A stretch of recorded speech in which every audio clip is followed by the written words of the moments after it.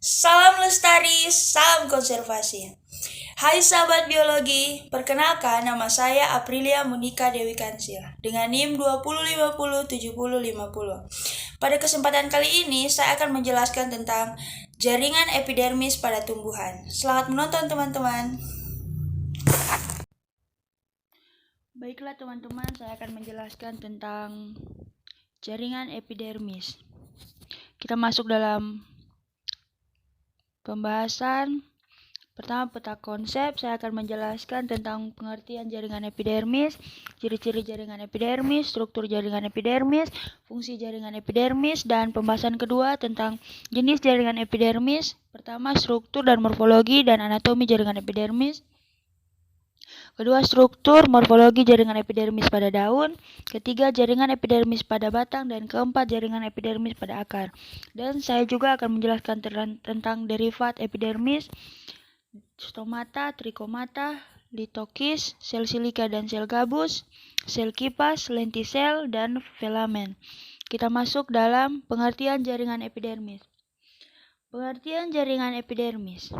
Jaringan epidermis adalah jaringan tubuh tumbuhan yang terletak paling luar. Jaringan epidermis menutupi seluruh tubuh tumbuhan mulai dari akar, batang, hingga daun. Biasanya epidermis hanya terdiri dari selapis sel yang berbentuk pipi dan rapat. Fungsi jaringan epidermis adalah sebagai pelindung jaringan di dalamnya serta sebagai tempat pertukaran zat. Jaringan epidermis daun terdapat di permukaan atas dan permukaan bawah daun. Jaringan epidermis daun tidak mempunyai kloroplas kecuali pada bagian sel penutup stomata. Epidermis berfungsi sebagai pelindung terhadap hilangnya air karena penguapan atau membatasi transpirasi. Kerusakan mekanik misalnya diinjak-injak, perubahan temperatur dan hilangnya zat-zat makanan atau angin, hujan, dan lain-lain. Kita masuk dalam ciri-ciri jaringan epidermis. Pertama, tersusun dari sel-sel hidup. Kedua, terdiri atas satu sel tunggal. Yang ketiga, beragam bentuk, ukuran, dan susunannya, tetapi biasanya tersusun rapat, tidak ada ruang antar sel. Yang keempat, tidak memiliki klorofil. Yang kelima, dinding sel jaringan epidermis bagian luar yang berbatasan dengan udara mengalami penebalan. Sedangkan dinding sel jaringan epidermis bagian dalam yang berbatasan dengan jaringan lain, dinding selnya tetap tipis. Jaringan epidermis mengalami modifikasi membentuk derivat jaringan epidermis. Misalnya stomata, trikomata atau rambut-rambut, spina atau duri, filamen, sel kipas, sel kersik atau sel silika. Selain itu, fungsi epidermis secara umum dapat dijabarkan sebagai berikut, yaitu sebagai pelindung terhadap hilangnya air karena adanya penguapan, sebagai pelindung terhadap kerusakan mekanik, sebagai pelindung terhadap perubahan temperatur, dan sebagai pelindung terhadap hilangnya zat-zat makanan. Kita masuk dalam struktur jaringan epidermis. Teman-teman bisa melihat di dalam gambar ini ada jaringan epidermis atas dan jaringan epidermis bawah, dan itu biasanya terdapat pada daun. Kita masuk dalam fungsi jaringan epidermis. Yang pertama, melindungi tumbuhan dari pengeluaran air yang berlebihan. Yang kedua, melindungi tumbuhan terhadap kerusakan mekanis. Yang ketiga, menjaga dan mengatur suhu tubuh tumbuhan. Kita masuk dalam jenis jaringan epidermis. Pertama, struktur morfologi dan anatomi jaringan epidermis. Jaringan epidermis sebagai jaringan yang berfungsi sebagai pelindung mempunyai struktur morfologi dan anatomi yang kokoh. Jaringan epidermis terhitung kokoh karena tersusun dari sel yang rapat satu sama lain. Sel epidermis memiliki protoplas hidup dan dapat menyimpan hasil metabolisme seperti plastid dan grana yang sedikit atau tidak membentuk klorofil, pati dan protein, serta antosianin. Pada dinding sel luar epidermis terdapat daerah dengan luar antar fibril yang lebar, mengandung kutin yang membentuk lapisan kutikula di permukaan luar epidermis. Kutikula umumnya tertutup oleh bahan yang bersifat lilin, merupakan lapisan datar atau berbentuk batang. Sel epidermis secara umum memang mempunyai bentuk, ukuran, serta susunan yang beragam, tetapi selalu tersusun rapat membentuk lapisan yang kompak tanpa ruang interseluler dalam epidermis petal atau daun mahkota. Kadang-kadang terbentuk ruang udara namun selalu dilapisi oleh kutikula. Sel epidermis umumnya tubular pada helaian daun tumbuhan dikotil dindingnya antiklinal, sel epidermisnya kebanyakan berlekuk-lekuk dalam batang dan teristimewa pada daun tumbuhan monokotil, sel epidermis bentuknya memanjang. Dalam epidermis biji-bijian tertentu atau Leguminosae dan Punica, sel epidermis dalam area radial relatif sangat ramping dan berbentuk tongkat. Dalam tumbuhan tertentu, sel epidermis berbentuk heksagon bila dilihat dari permukaan, namun sebenarnya berbentuk polihedron. Yang kedua, struktur morfologi jaringan epidermis pada daun. Epidermis merupakan lapisan terluar daun. Ada epidermis atas dan epidermis bawah. Pada permukaan daun bagian bawah biasanya ditemukan bentuk modifikasi dari sel-sel epidermis, yaitu berupa sel penutup pada stomata. Stomata atau mulut daun merupakan lubang kecil atau pori yang diapit oleh dua sel penjaga. Dengan cara mengubah bentuknya, sel penutup dapat mengatur pelebaran atau stomata terbuka dan penyempitan celah atau stomata menutup. Ketika stomata terbuka terjadi pertukaran gas, karbon dioksida berdifusi masuk dan oksigen berdifusi keluar. Epidermis pada daun umumnya terdiri dari selapis sel, tetapi pada tumbuhan lain ada yang beberapa lapis sel seperti pada tumbuhan ficus dan piper. Sebagai hasil pembelahan periklinal atau pembelahan sejajar dengan permukaan protoderm, dinding selnya mengalami penebalan tidak merata. Dinding sel yang menghadap keluar umumnya lebih tebal, terdiri dari lignin tapi umumnya dari kutin. Penebalan dari kutin ini membentuk suatu lapisan kutikula yang tebal. Tipisnya tergantung pada habitat tumbuhan. Herofit umumnya tebal. Yang ketiga, jaringan epidermis pada batang terbagi menjadi dua. Yang pertama, batang dikotil.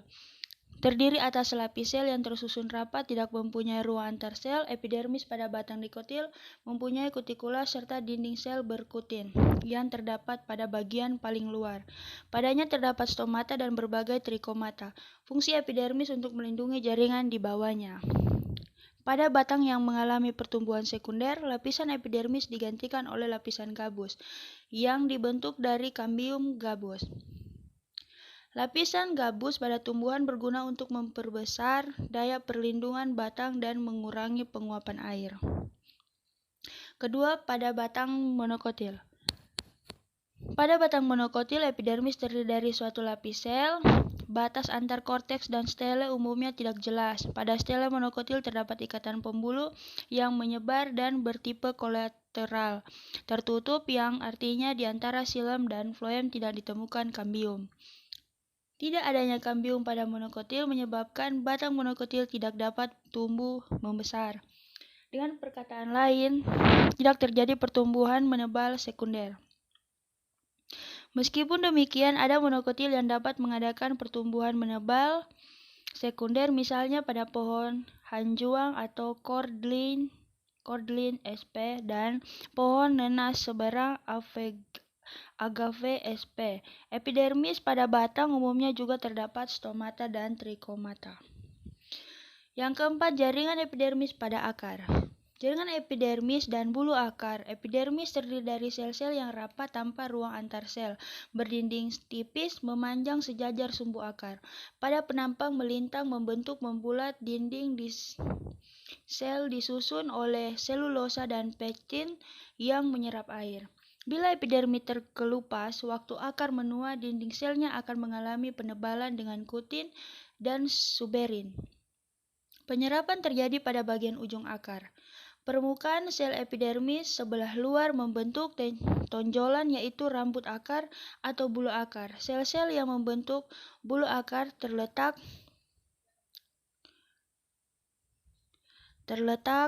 di belakang daerah pembentangan, meliputi sepanjang daerah 1 sampai beberapa sentimeter. Bulu akar sangat berguna dalam proses penyerapan air dan mineral dari dalam tanah. Air dan mineral akan masuk ke dalam tumbuhan melewati sel epidermis. Oleh karena itu, susunan sel epidermis akar biasanya tidak serapat pada sel-sel epidermis daun.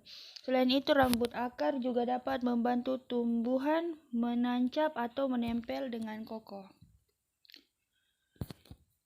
Saya akan menjelaskan tentang derivat epidermis. Derivat epidermis adalah suatu bangunan atau alat tambahan pada epidermis yang berasal dari epidermis tapi memiliki struktur dan fungsi yang berlainan dengan epidermis itu sendiri. Stomata adalah suatu celah pada epidermis yang dibatasi oleh dua sel penutup yang berisi kloroplas yang mempunyai bentuk serta fungsi yang berlainan dengan epidermis. Fungsi stomata sebagai jalan masuknya CO2 dari udara pada proses fotosintesis, sebagai jalan penguapan atau transpirasi, sebagai jalan pernafasan atau respirasi. Sel yang mengelilingi stomata atau biasa disebut dengan sel tetangga berperan dalam perubahan osmotik yang menyebabkan gerakan sel menutup. Sel menutup letaknya dapat sama tinggi, lebih tinggi, atau lebih rendah dari sel epidermis lainnya. Bila sama tinggi dengan permukaan epidermis lainnya, disebut fenoropor. Sedangkan jika menonjol atau tenggelam di bawah permukaan disebut kritopor. Setiap sel penutup mengandung inti yang jelas dan kloroplas yang secara berkala menghasilkan pati. Dinding sel penutup dan sel penjaga sebagian berlapis lignin.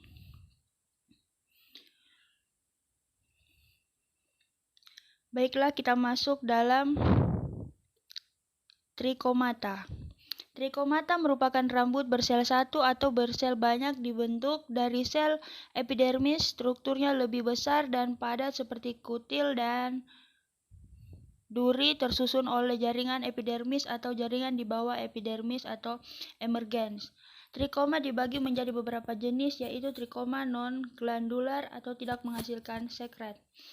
Rambut uniseluler sederhana atau multiseluler uniseriat yang tidak memipih umumnya dijumpai pada Lauraceae, Moraceae, Triticum, Hordeum, Pelargonium, dan Gossypium. Rambut squamiform atau bentuk sisik yang multiseluler dan memipih nyata sekali. Contohnya pada Olea dan Cruciferae. Rambut multiseluler yang dapat membentuk bintang atau tempat lilin bercabang. Misalnya pada Styrax, Platanus, dan Verbacum. Rambut kasar trikoma kasar berserat yang di pangkalnya terdiri atas sedikitnya dua atau lebih deretan sel yang berdampingan. Kedua, trikoma glandular atau menghasilkan sekret. Trikoma ini dapat bersel satu, bersel banyak, atau berupa sisik. Trikoma glandular terlibat dalam sekresi berbagai bahan. Contohnya trikom sekresi garam, trikom sekresi nektar, trikom sekresi getah, trikom sekresi terpentin. Koleter, rambut sengat, rambut akar, dan lain-lain. Fungsi trikoma pada masing-masing organ pada daun untuk mengurangi penguapan, mengurangi gangguan hewan dan manusia meneruskan rangsang. Pada bunga nektaria atau mengeluarkan madu untuk menarik serangga, membantu penyerbukan. Yang kelima, pada biji untuk mencegah gangguan serangga yang akan merusak biji, menyerap air sehingga biji menjadi lekas berkecambah dan tumbuh.